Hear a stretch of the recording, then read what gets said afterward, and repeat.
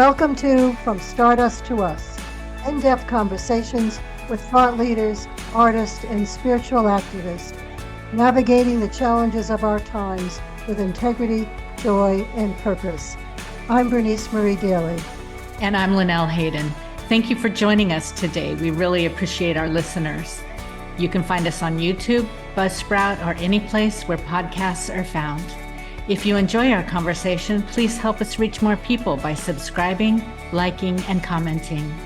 So let's get into this week's conversation. Before we begin today, we want to gather in holy remembrance of Jane Goodall. Jane Goodall was famous for her pioneering, decades-long research on chimpanzees in the Gope Stream National Park, where she discovered that they use tools, hunt, and have complex social lives, challenging fundamental ideas about what makes humans unique. She is also renowned for her transition into conservation and activism, where she established Roots and Shoots to empower young people worldwide to protect the environment and animals. She passed away on October 1st, and she was 91 years old, and we are heartfelt grateful for her life. Today, we are honored to welcome Angela Manno, an internationally recognized artist whose work bridges the worlds of science, spirituality, and ecology.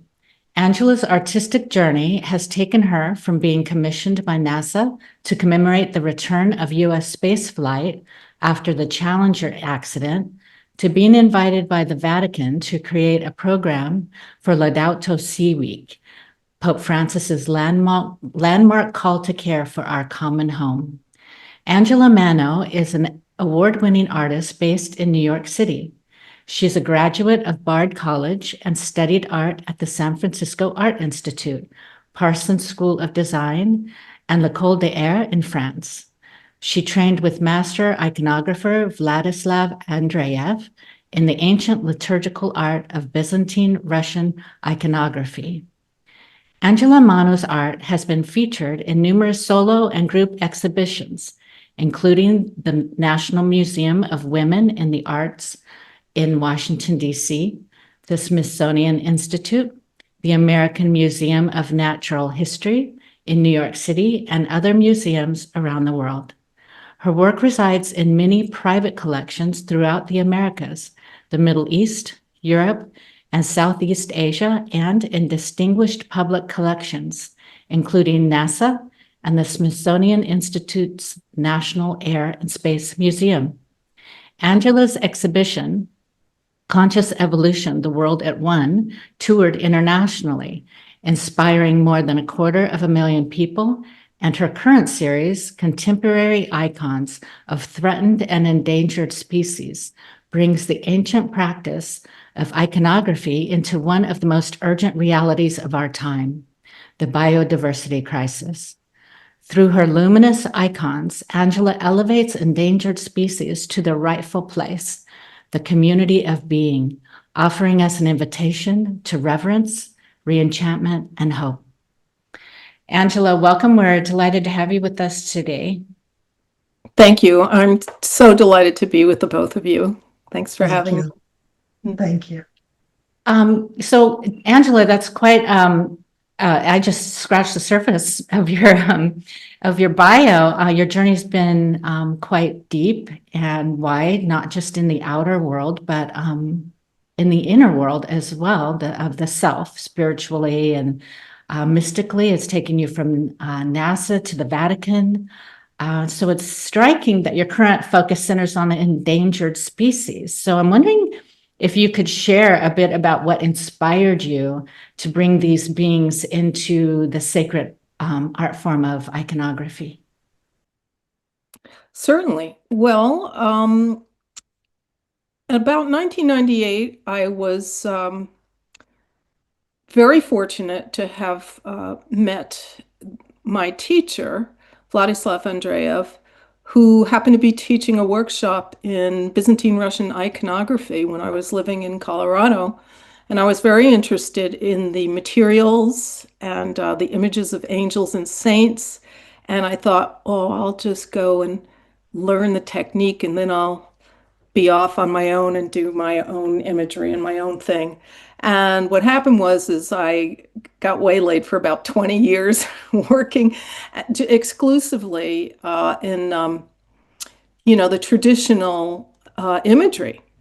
But what happened during that period is I started to feel some internal pressure because I also am a student, an informal student of Thomas Berry, who, as many people know, was a cultural historian and is known as a geologian. And the subject matter of ecology and evolution and cosmology were always also in the uppermost of my mind. So these two, this very traditional practice based in biblical uh, lore, were they compatible? And what I felt is that I had to sort of break through so that I could expand the canon of images, not to replace them, because I feel that the images that I do now of endangered species is a continuation of those icons, the traditional iconography that focused solely on the human-divine relationship. So the icons bring nature into the pictures as a central focus, which is what I envisioned doing. And I started first with the icon of the Earth from space, entitled the Earthly Paradise, icon of the third millennium. And that was the first contemporary icon using the traditional method and materials, the liturgical process, with a contemporary image, which I feel is also it is an icon. In fact, I think it was Archbishop Patriarch Bartholomew of the Orthodox Church actually called the earth an icon. So Yeah. an icon means an image of the divine. So that was how it started off. And then I started to learn more and more about the biodiversity crisis and endangered species. And so I decided to apply my knowledge and my skills to that subject matter. Wonderful. I'm just out of curiosity. I imagine the public at large, you're getting great response, obviously. What about religious institutions, and what sort of response are you getting? I know your work has been it's shown in the Vatican, but how about others? What sort of response are you getting? I have not had any negative feedback, which is Wonderful. extraordinary, because I figured, when I did the mother and child of the orangutan, I thought, oh, for sure, this is going to bother someone. But maybe it just hasn't reached their eyes yet, but for the moment, I've had nothing but enthusiasm, Wonderful. Wonderful. Yeah. I wonder if you would select then maybe two or three of the animals that you have painted and explain to us their significance, maybe why you picked those, or what you can tell us about them. I'm happy to do that, and I just want to say that I'm going to be referring to my notes a little bit, because there's a lot of information about the animals, and I don't want to Right. miss Of anything, course. Of But I course. want to start off the discussion of biodiversity is to stress why we are losing biodiversity, why there's a crisis. And E.O. Wilson, who you probably know, was a world-renowned biologist, who's author of a wonderful book called Half Earth, and Yes. the Half Earth Project. And he coined it's like an acronym, HIPPO, HIPPO, which gives you the reason, the 5 forces for biodiversity loss. H is for habitat loss. So that is number 1, okay? And then there's invasive species is number 2, believe it or not. Pollution, which we can understand, population growth, and overexploitation and harvesting of species. So I just wanted to, kind of preface things by that. And also there's another very important fact that I want to stress, and that is that healthy ecosystems sequester carbon. So biodiversity is directly related to the temperature of the atmosphere because of the emissions of CO2 and methane, any kind of greenhouse gas. So people don't make that connection, they just think it's a separate issue. So, okay, now that I have that established. I did notice when I was researching this a bit that that actually plants are more devastated than animals, which surprised me. Did I understand that correctly? I believe so. And not only that, but plants in the oceans too. Like I'm going to get to the diatoms, the phytoplankton. So yes, and they're what give us oxygen. So they're even more fundamental if you want to talk about it in that way. Right, exactly. Thank you.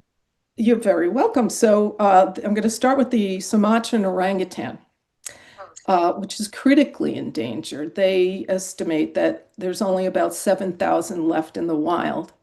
And so with the loss of their habitat combined with poaching and hunting, without serious intervention, they will be extinct in the wild within the next 10 years. Wow. Now, when you ask about their significance, of course, everything has intrinsic value. So, but you're not just in terms of its use to humans. But that said, the forest contains the lungs of the earth. And so when the orangutans lose their forests, what's happening is it has implications for all beings. So the trees in the forest breathe in carbon dioxide and exhale the oxygen we breathe. So oxygen reduction in levels, in oxygen levels, and pollution caused by particulates affect our respiratory system. So, and then the increase in carbon dioxide, of course, contributes to the greenhouse gases and the temperature of the earth. So right now, we know that the safe level of carbon dioxide in the atmosphere is 350 parts per million. That's pretty much a accepted ratio. However, we're already at 423 parts per million. Wow. And climbing. So it may even be more than that now, Yeah. So that is an effect of losing the orangutan's habitat, how it affects us. Right. We don't make those connections, I'm so glad you're stating all this because we don't necessarily make the connection between we think of the orangutan as just an orangutan. I don't think about it in the larger context, and most people don't think about it that way. So it's important to connect the dots, as I say, understand again, in addition to the integrity of the orangutan itself, has all of these other interconnected realities of which we all move. So I appreciate Yes. you sort of laying that out. Well, and that's one of the main themes in Pope Francis's book, Laudato Si, is that everything is connected. Yeah. So that's something that, bears repeating. And I think it's going to dawn more and more on people that, when we preserve ecosystems, we're preserving our own ability to breathe clean air. Also, it's very difficult for people to contemplate that, just that sort of future and how everything is interconnected. I remember, just out of fear and grief, and maybe even just our own contribution to that by our apathy. And but I remember seeing an image on a documentary of, I believe it was an orangutan, and clinging to a tree. The habitat had been deforested, just devastated, just brown now. And the one lone tree that had lost all its greenery clinging to the top. It's an image I'll never forget. And that's very hard for people, to actually witness or allow themselves to witness. Yeah, I mean, we've done it to entire human populations too. I mean, we destroyed uh, the land and took the land of the American Indians, Yeah. and I definitely draw parallels that, habitat loss is habitat loss. It can happen to anybody, Yeah. Right. Exactly. Well, that's why I love your work so much, because a lot of people aren't going to sit and watch a documentary or, read a book or a scientific report, or even a news report on it. It's just but this is, there's a different angle to get this connection in front of the eyes, more eyes. So. Yes, we all have a role to play, in doing that. So I'm going to go next to the diatom, which is a phytoplankton, and it's at the very bottom of the food chain. They generate an estimated 50% of the oxygen of the planet, and they sequester huge quantities of carbon. A major threat to their existence is, like so many other things, ocean acidification, which affects their ability to produce their calcium carbonate-based plates. So anything with a shell is impacted by ocean acidification, and which is caused again by the increased levels of carbon dioxide in the atmosphere. Now, of course, the warming temperature of the oceans not only affects the ability of phytoplankton to produce their calcium carbonate plates, it also results in a reduction of their size, which means there's less nutrients to go up the food chain. So the extinction of these guys, would basically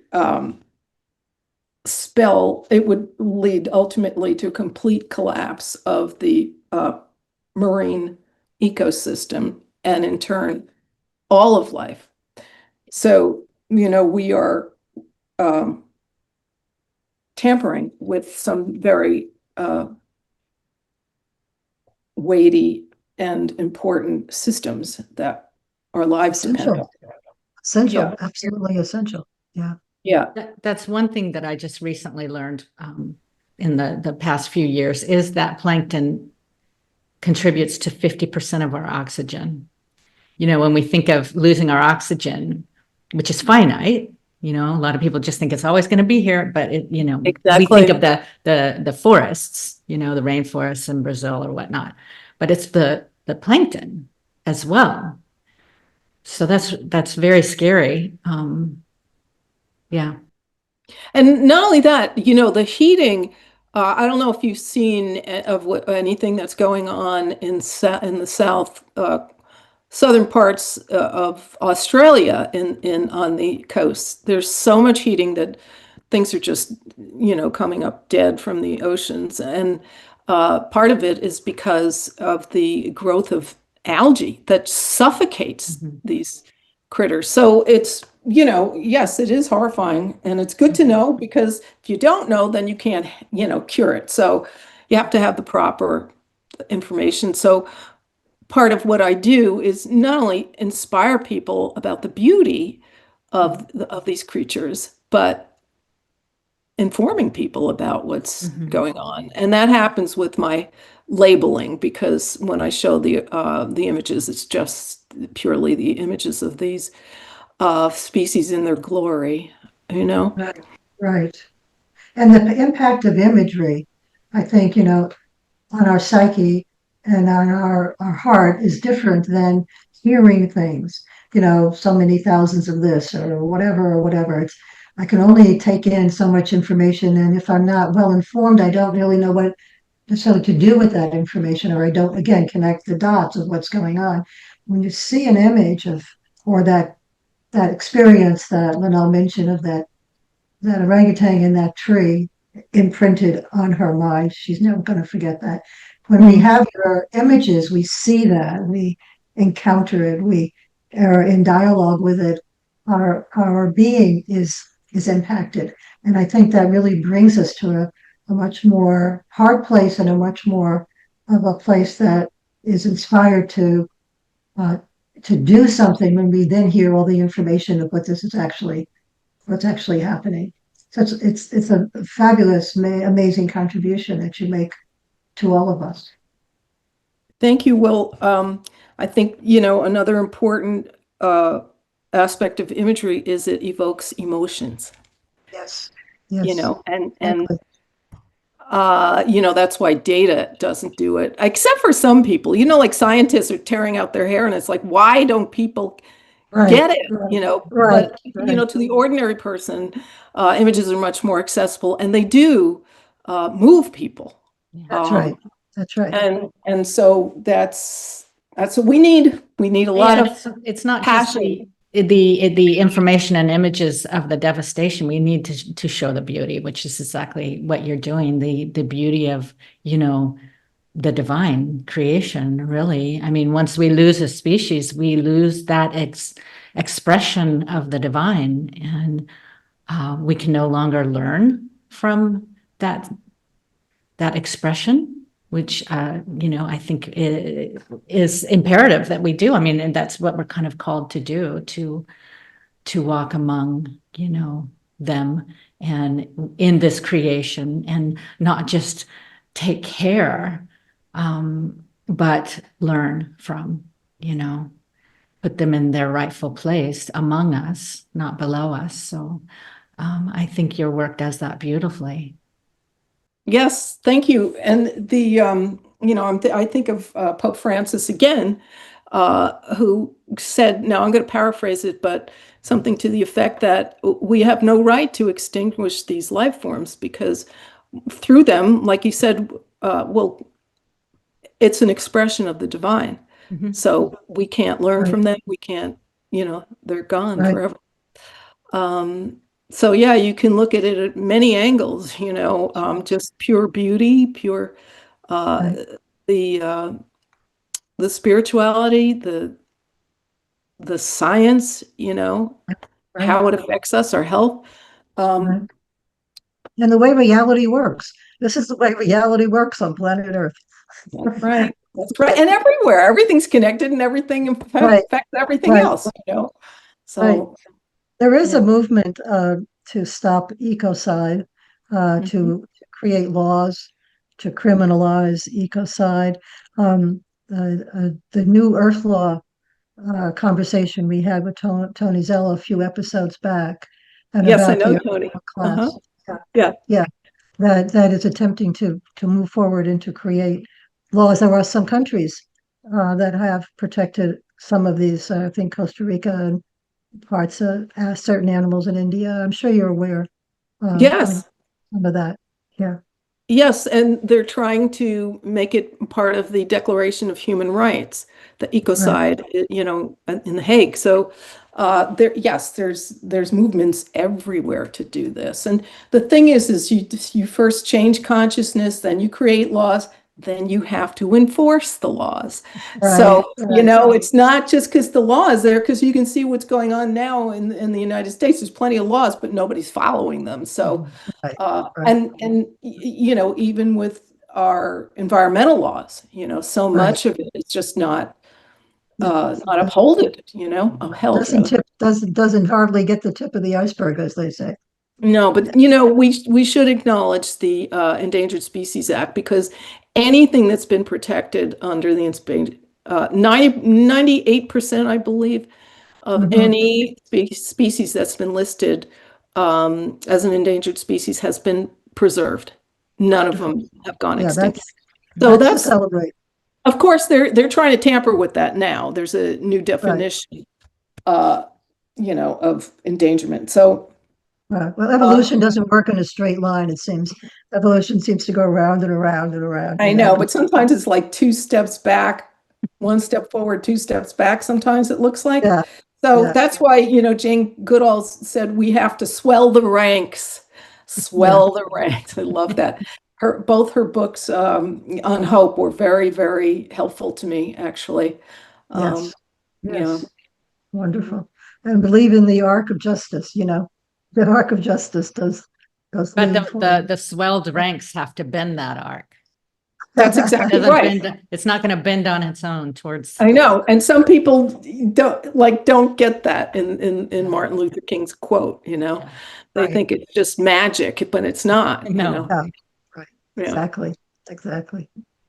So Angela, I believe, did you have one more I animal? do. I have one more, which Okay. is the wonderful industrious honeybee. Mm. Yeah, And it's severely threatened due to the use of toxic pesticides, destruction of their habitat, and lack of forage due to monocultures, which is how, much of our industrial agriculture is based on. So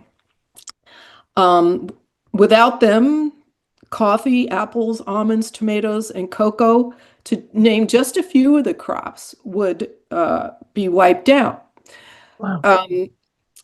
However, according to the United Nations Food and Agricultural Organization, a third of the world's food production depends on bees. Third of the world's food production.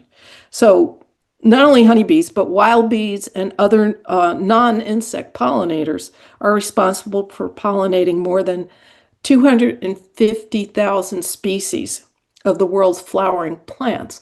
And so that also affects the decline in bee population also has a cascading effect on the food chain, but Right. including grazing animals who rely on pollinated grasses and grains. So Right. again, you see that everything's connected. Exactly. Somebody on Facebook, when I made that comment recently, he said, "Oh, but what about cockroaches?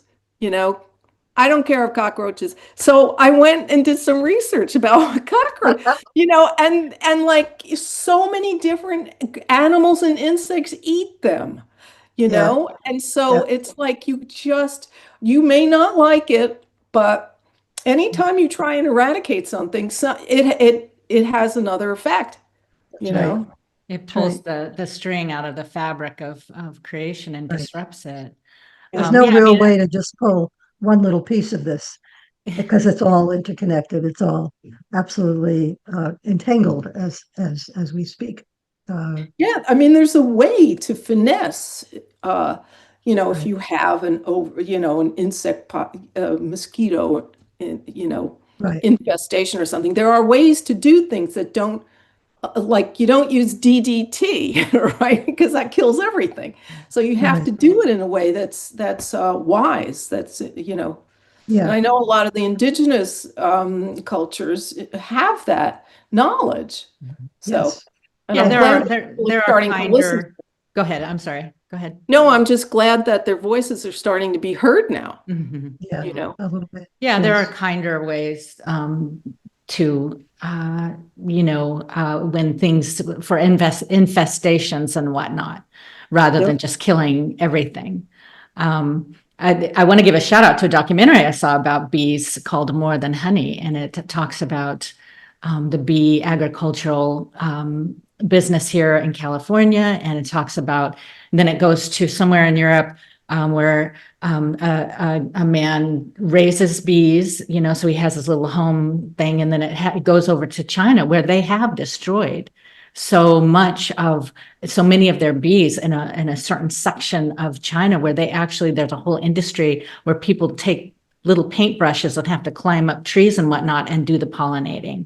It's a whole industry. It was very enlightening to me about the almond industry use of industrialized farmed bees, actually, which was shocking to me. But yeah, there are many different species of bees that pollinate the entire world, really, for all of life. So it's all interconnected, as is the activism. When I was an activist for animals, I got pushback because like, well, there are, humans are suffering and whatnot, and my activism is better than your activism. But I would say, look, this is all interconnected. Like if I'm, people are trying to save the environment, that's our home, people, of course, we all agree that human rights need to be upheld. And, the animals, that's just where my heart is. So, the animals, of course, have a role to play in this fabric of creation, so anyway, I just wanted to touch on that.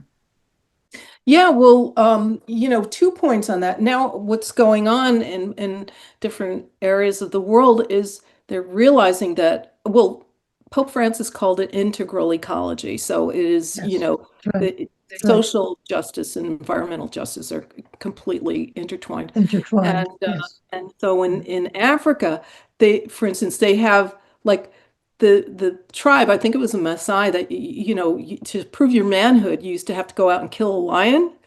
Well, now Mhm. it's been turned around, and their prowess now is in protecting lions. Mhm.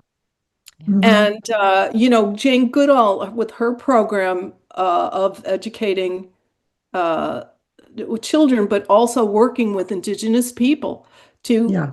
make conservation a source of their income so they don't have to fight these animals. Right. So it Right. is a win-win for It's a everybody. turning it around, a turning it around. So you see it as a Exactly. win-win. We're not terribly great at looking at remedies and then looking at the consequences. We just put in the pesticide or put in the whatever, and then, oh, we're done. Fine. Then we sell that product, and that's the end of that. We're not good at looking down the road, or as they say, the seventh generation. We're Exactly. we're myopic around in that sense. So this is all important to, again, it's all part of connecting the dots between the person, the environment, the oxygen, the animal, the plant. It's all one. We're all one. We I wanted to would, ask you, Linnell, I think, about other animals as well. yeah, I just wanted to, before I get to that question, I wanted to um, just maybe mention for our listeners that if you don't, because I love your cockroach story, I did the same thing with moths. I'm like, why do moths exist? And they pollinate as well at night. Yeah. So if there's an animal or something that's out there in creation, you're like, why does this thing exist? Please, just look it up. Nothing just pops up for no reason. It all evolves together. But yes, moving on to more animals, you also have created icons of farmed animals, industrialized farmed animals, which, we all love farm animals, but we think of the happy cow in the pasture. And I'm just wondering, if you wanted to touch on why you included animals that we eat, basically, that are raised for our food in Sure. your art.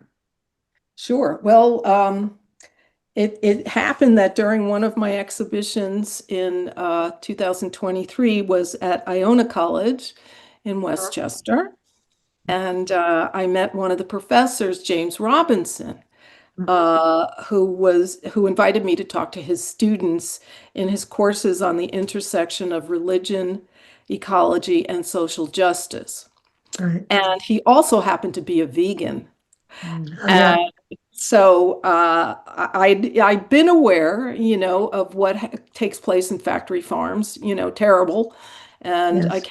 I kept seeing these videos, and it was working on me. And then finally, it hit me one day, and what just came to my mind is I can't no more. I cannot be a part of this suffering anymore. So I Yeah. stopped eating animals. Hmm. And at the same time, Jim let me know that he was writing a book about factory farming, and I said I would love to do the cover art for it. So that's how it started, and it's now become a reality. The title of his book, you'll love this, is Beyond Factory Farming: A Contemplative, Prophetic Approach to Food. Wonderful. Oh, I do love it. And I'm telling you, it's coming out. It's published by Orbis Books, and There's going to be 4 images on the cover of a cow, a chicken, a pig, and a salmon. Mhm. And I couldn't be happier. I really, really enjoyed working on these animals, and my hope is that the book and the art will cause a revolution in the way people consume when they understand, it's not only what Jim talks about in his book, it's not only about the animal suffering, but the people who work in those industries and what happens Yeah. to them spiritually and physically and Yeah. it's psychologically. So it's all connected. It's not Right. just and then of course the impacts of their effluent and how that goes into the ecosystem and starts to cause algae blooms and all kinds of stuff. So I and it was a great departure from what I had been doing.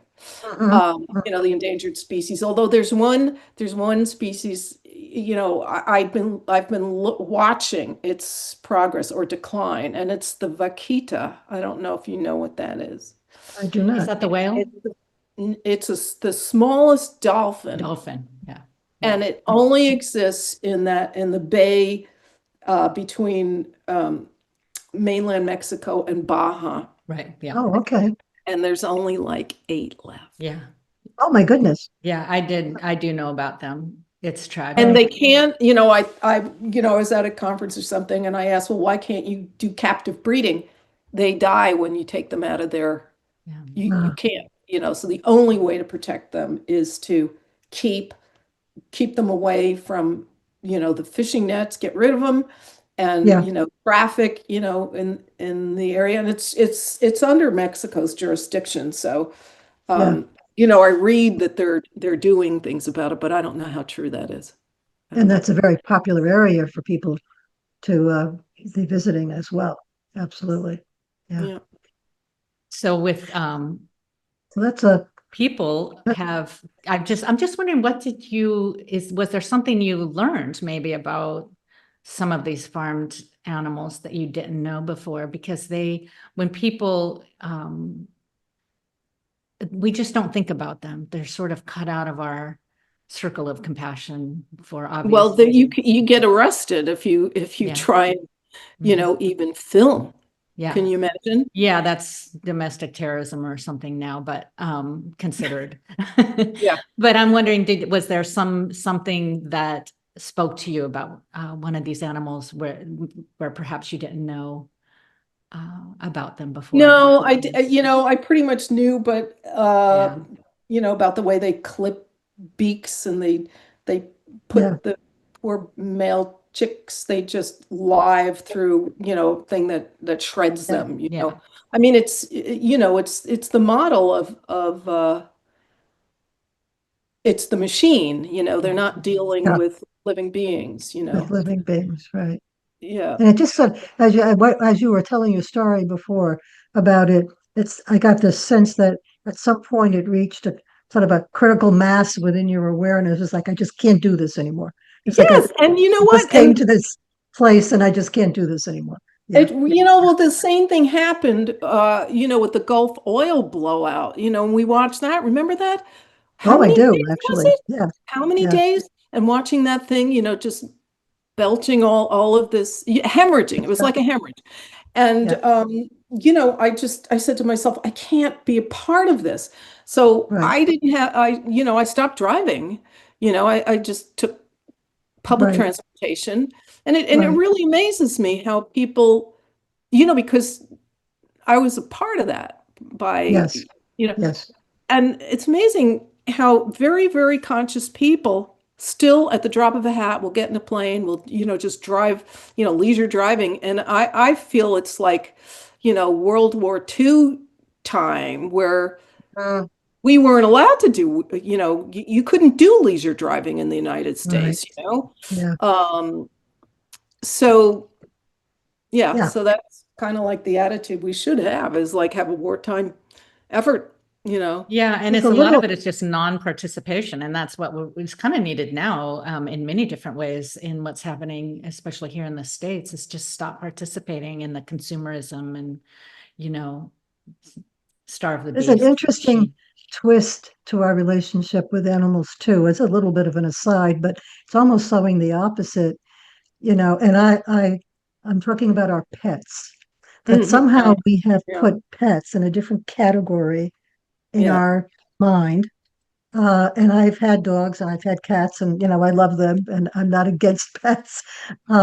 But somehow we have created a massive affection for these animals that are, quote, domesticated, living in our houses, etc., sleeping in our beds in many cases, um, uh, with a great affection. And you see these devastations that happen, and people going back to get their animal. I mean, and the connection with children is a lot of really wonderful things, but there somehow we separate that out You in our do. relationship and in our treatment from these Well, you other know animals. what? I think it's because we just are not exposed to other animals. It's like when you get to That's true. know That's them, true.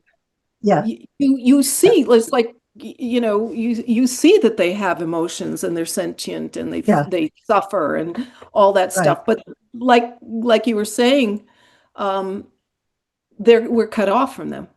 Yeah, it's true. That's very true. But look That's at why the I love the commitment idea of people make. rewilding, you Yeah. know. Yes. Yes.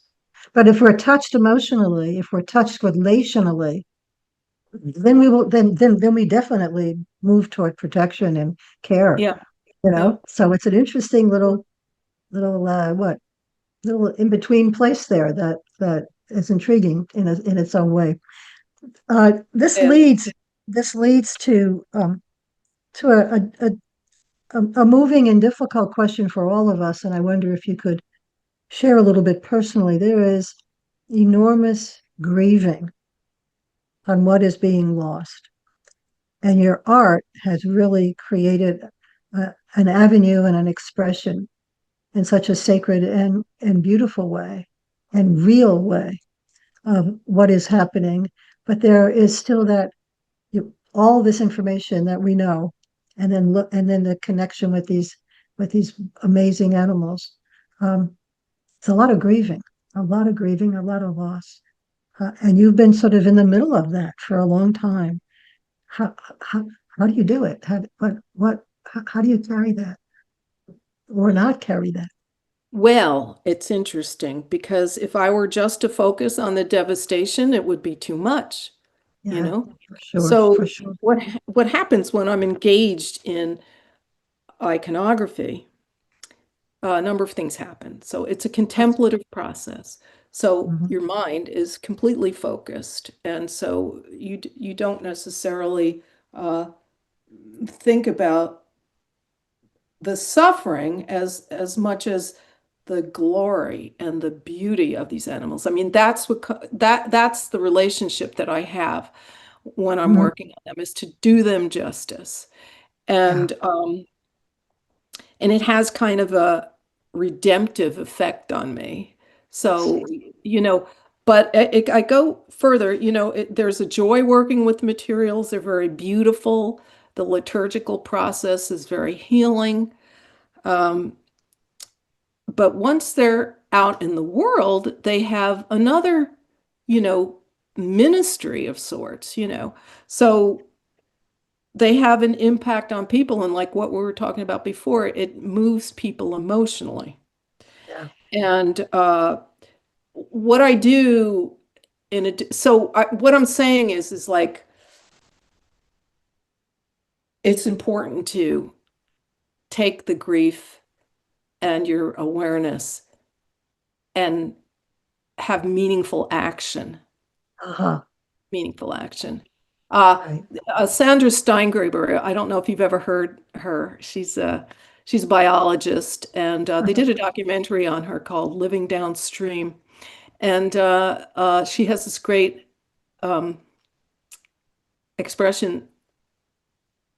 It's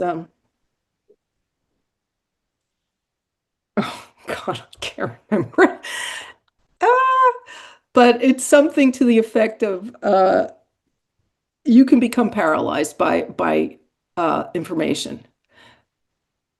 I'm sorry, I can't, it's just a phrase, Oh, but I that's can't. okay. That's okay. Yeah, yeah, yeah. But It's isn't fine that to true? I paraphrase. mean, that is happening to us Yeah. in It is.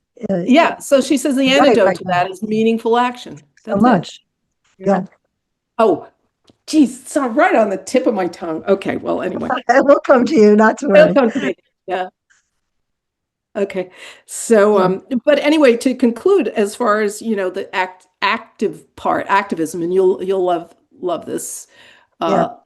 Okay, is that in this biodiversity deck and guidebook that's coming out, I mentioned Yes. it, it's going to be Yes. 36 Yes. color reproductions. Yeah. My imagery, the guidebook brings people through um, a guided meditations that Mhm. evoke empathy. So it's an intuitive process.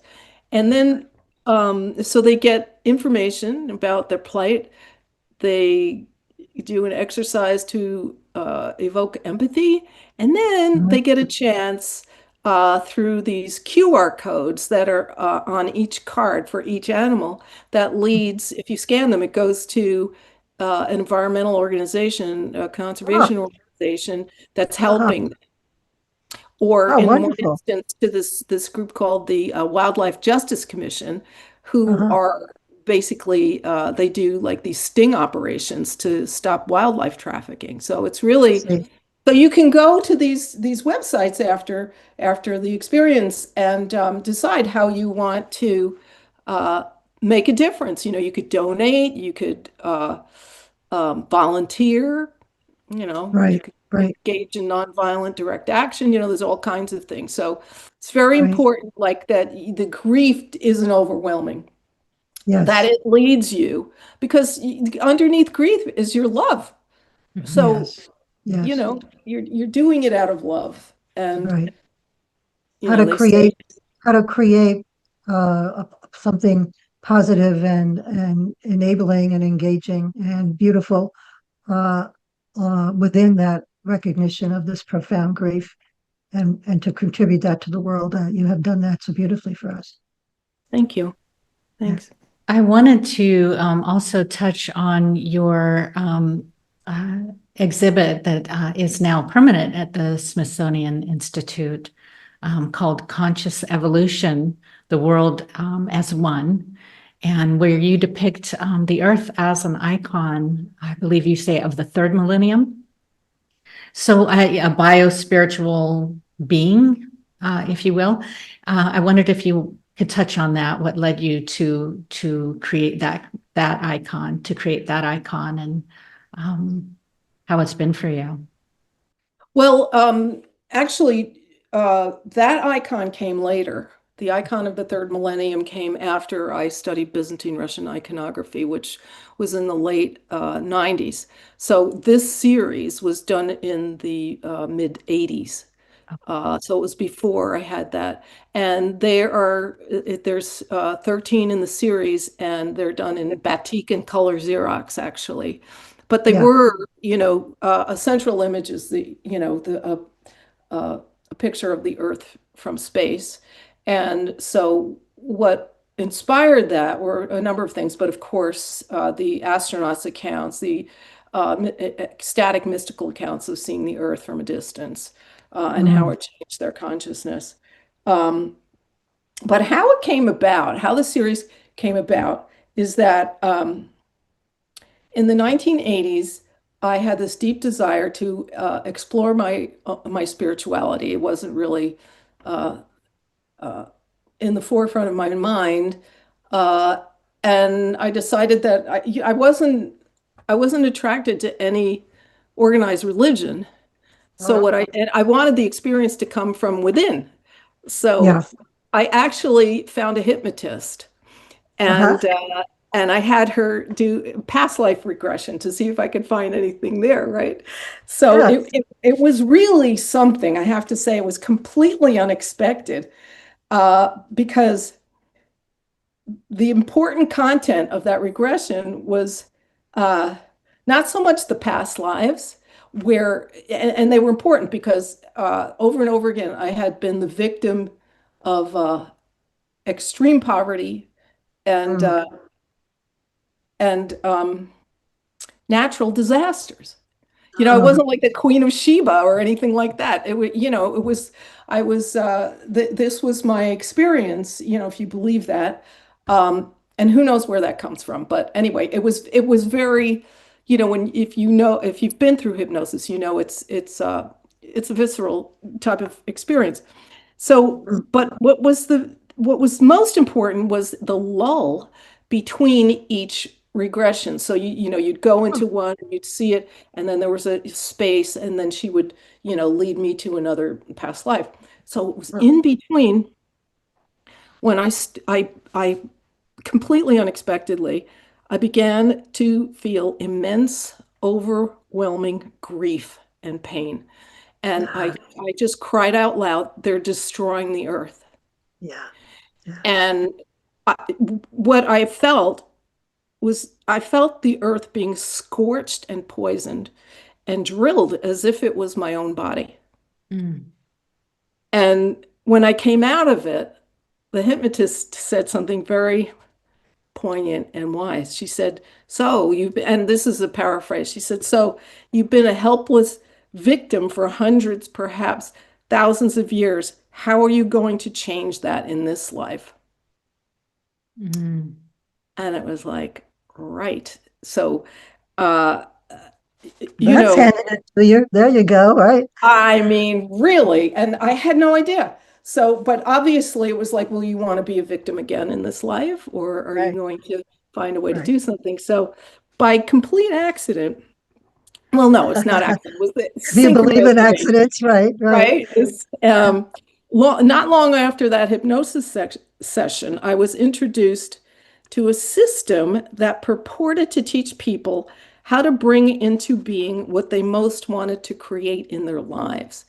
And Mm, we're not talking about artworks, but we're talking about oneself as the work of art. So you were your own raw material. Uh, the 5-week course was created by composer Robert Fritz, and it was called Technologies for Creating. And it doesn't exist anymore in that form. mhm. But within the 5 weeks of the course, I was able to create many of the things that I had been struggling with. My health, letting go of an unsatisfying relationship, finding a reputable gallery, but Wow. most of all was the sense of agency. And Yeah, this is yes, something, that a lot of people lack because of the way we've been enculturated. that's Um, right. That's right. and part of this course was exploring one's true nature and purpose. So Mm, there were meditations that you would do on that, visualizations. And what I got from these meditations was teach. That was the word that came up, teach. teach. And so I began to explore various forms of teaching. They didn't thrill me. And so what I found was my highest calling was in teaching this method to other people. Uh-huh. And because uh, I wanted to give that experience to other people, that transformation that I had experienced. So what happened was my students had the same experience as me. They started to change their lives. So I had a hedge fund guy who quit his job and went and started to do volunteer work. It was What? like that is just one of like many things. But when you get in touch with what is truly most meaningful to you, and you Yes, learn yes, ways of bringing that, into yes, being, you wouldn't hesitate. yes. So, but now this is all going to answer your question. It's coming. It's like, Okay, that's good. I love this background story. This is so okay. powerful. Yeah. So, but as a visual artist, I took a look at my body of work and I realized that I wanted my art to have the same impact on my viewers as my teaching was having on my students. I Uh-huh. wanted to see that, blossoming of a sense of hope, a sense of agency. Right. and stimulating, people's vision of what they, their highest vision for themselves and for the world. So, so within, again, these moments of synchronicity, a few things came my way, including a course entitled Planetary Consciousness, which was very, very seminal. That doesn't exist anymore. I don't know what happened to the teacher. And then three seminal books. One was called Earth at Omega by Donald Keyes, who was a speechwriter for UTaunt at the UN. Mhm. And it was profound. I mean, I don't know if it's still in print, but you can't get it. And it's it was so prescient in terms of what's happening now and Yes. Yes. what we needed to do to avoid catastrophe. Uh, Yes. and then another book was The Global Brain by Peter Russell. You probably know Yes. that one. That's pretty. I am And familiar with that. Yes. right? And you could tell these were from the 80s, these books, That's right. and That's right. still Yes. I find that there's so much that has been produced since then, but these are just like such gems. And, if you read those, you can, Yeah. you pretty much have what you need uh, to make a difference. And the other one was Emergence, Rebirth of the Sacred by David Spangler. Yes. I'm familiar with that also. Yes. Yeah. Yeah. So, Yes. So Yeah. yeah, so that's kind of like how it came to pass. And I have to say that these pieces are not on continual permanent display.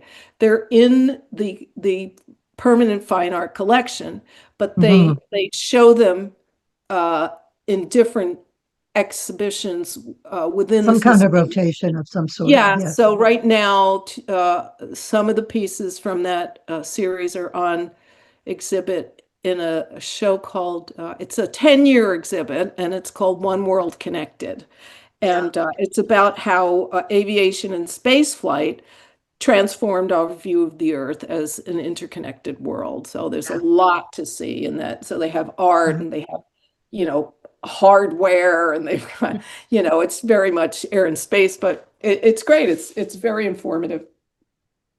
What I love Uh, about what I love about your process and your recognition, amongst other things, is that I felt you identified the significance of our coming to a sense of personal agency, that I'm creating my life and that I can do that. I can make my life into what is most central to my core. And but the other thing you said that I am really glad you said it so clearly. I want my artwork to make a difference. I want impact. I want the people who are seeing these things to be affected, to be touched, to be engaged. And so it is not even as beautiful as it is art just for art's sake, but the whole circle of connection between what you create and how I receive that, and then what I do with that in my life agency, and continue that creativity and moving it forward, if you will. And that is so much of how we have learned how divine creativity works. It's always creating and it's always going forward and it's always creating something new. And I just love that you named, and in my hearing, you named both agency and impact. I wanted the people who saw my artwork to be as impacted as my students were learning about agency. I wanted my viewers to see the significance of this and be impacted by it, to have energy that comes to them that they then use in their life. I thought that was wonderful. Thank you. oh, thank you. Well, what happened was this whole series traveled around Mm. North, South America, and pieces went to the Soviet Union. And I got feedback from people from all of these Yeah, places. yeah, And they, almost unanimously, you felt uplifted, felt yeah, affirmed, and unanimous in that kind of vision of a peaceful planetary society. This is when the Soviet Union was still intact, so there's a lot of acrimony, Yeah. still in the Cold War and everything, but it was sort of at the end of it. Mhm. And so there was a kind of a thawing of relations, and then the fall of the Berlin Wall happened. Right. But one thing I want to say about the Conscious Evolution series is Mhm. it's in the name. It constitutes a vision of a world at one, which is what we were talking about earlier, interconnected. And Right. it's more important than ever because of the efforts to tear apart and fragment the world, environmentally, socially. Right. And so one of the things that I just wanted to point out is that people of goodwill have fallen into the trap of resistance. Mhm. Okay, which is a reactive response, and ultimately disempowering, because you can't resist forever. If you do, there's burnout. What Mhm. It's not to say that you do not stop the devastation, but you have to have a larger vision. It's like, what are you doing this for? What are we striving for? And Exactly. so, something that relates to art because it's imagery.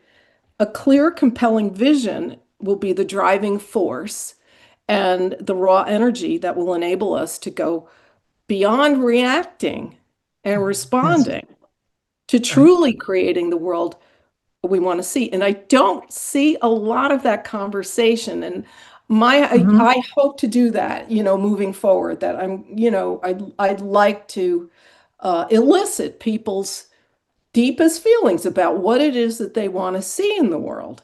Yes. And what that is that's part of the creative orientation instead of the reactive. Yes, And exactly.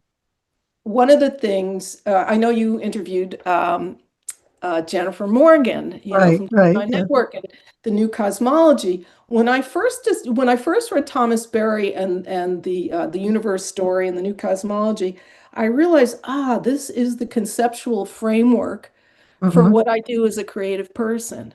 The Yes. entire universe is creative. And so to Exactly. learn these skills is of the utmost importance, and to Exactly. apply them not only to oneself, but to the world around us. Right. So, Exactly. I will just say that, it requires skill in the use of the imagination and, other things, obviously. Right. But that's our most precious faculty and resource that, right now we have a great imagination for dystopia and Yes. destruction. You just look at Netflix and what's I online, know. it's like, That's all oh my over the God, place. Yeah. there is a lot of imagination, but it's all for, destruction. Right. So, Right. um, I would say, what is it we want to see? And for me, it's very simple. And it's not, this is sort of the overall, it's humans and the earth living as one, Mm. you know? Living as one. Living as one. Right. I'm And really then you can examine all of the disciplines, everything that we do. Are we living as one? Yes. What are the consequences of my actions? So, Mhm. as an overall vision, that's what I hold Living to. as one. Yes. I'm glad you Absolutely. brought up the resistance. I'm a strong believer in we need to advocate and work for something rather than against. So, we need to have that vision of a better world and work towards that. And I think for a lot of people that might be feeling disempowered and grief-stricken, the antidote to that is service and volunteer work. It doesn't have to be, going out on the street, and protesting. Not that there's not a place for that, but just volunteer. I did a lot of volunteer work, and the feeling of just love and gratitude for having done that. And the fulfillment, just what I felt inside, to work towards creating something good is far deeper and greater than fighting against the bad. Because if we all work towards the good, the bad falls away naturally. So maybe that's an oversimplification, but that's just how I look at things now.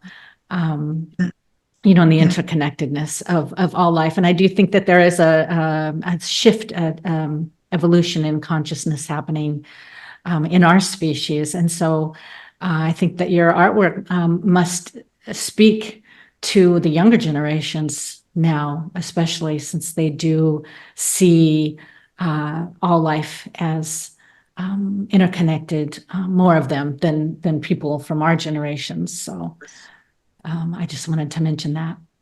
Yeah, well, one thing I want to clarify though is that all modes of engagement are necessary. Yeah. So you have people who go to the front lines, and they do what's called confrontational work. These are the categories of Thomas Berry. You have the confrontational, you have the legislative, and then you have the creative. So the creative is actually just establishing alternate systems. Okay. But you still need the confrontational. You need people like Julia Butterfly Hill, who's lived in a tree for 2 years so that they wouldn't cut it down. Cut down. That's an amazing story. Yeah, and I mean, there's a great website. It's called Waging Nonviolence, and you could go there, or it's the global. It's a clearinghouse for all the nonviolent direct actions. It was put together by students at Swarthmore, where you can, just learn about like these various campaigns, and then the legislative, which when the legislative doesn't work, which is what's happening now, you're going to have a spike in these other forms, in nonviolent direct action and confrontational, and they're all needed, Yes. I would just say, one thing I'm going to just say is that marches and rallies are great, but you have to have an ask, you have to have a target. Like, what is it? Who do you want to influence? And I think that people, who maybe haven't engaged before will leave it at that. Like, okay, I went to this march, and it's like, but what is it actually done? You feel good, but it had further action has to be taken. The campaign has to be designed, and the strategy has to be, what would I call it? It has to be logical. And when somebody says, "Oh, we want to fight fascism," well, what is that? How are you going to do that? Like, who's responsible for that? Like, who are the individuals? Who are the groups? Who are the corporations and so forth? And then you have to design a strategy, design a campaign. Right. And then everybody has different talents and skills. I would be terrible at that, but other people would be great at that. So we need all of us. There's no extra Exactly. And yes, the temperaments. We need all of us. Yeah, exactly. we need all of us. Yeah, yeah. True. I'll just share with you briefly that one of the motivations that have moved me in terms of hosting with Linnell this podcast was to try to be involved in something positive and creative, and to have conversation with thought leaders and artists and spiritual activists, and to contribute that, at least that little drop into the ocean, as something positive that can have ripple effects that we'll never know, but that does in fact have effect. And it feels it suits me, if you will, in terms of my personality or whatever, in doing that in a positive way. I know that we're more or less getting toward the end here, but I want to underline what you already mentioned, your newest project coming up, which is, I think you said available in early December, so it sounds like a great holiday present. your sacred biodiversity project, engaging intuition and reason to stimulate empathy and meaningful action for planetary healing. How wonderful. How wonderful. 36 full icon style colored cards, representative of every category of life and conveying their spiritual power. And the guidebook, as you said earlier, with meditation and so forth.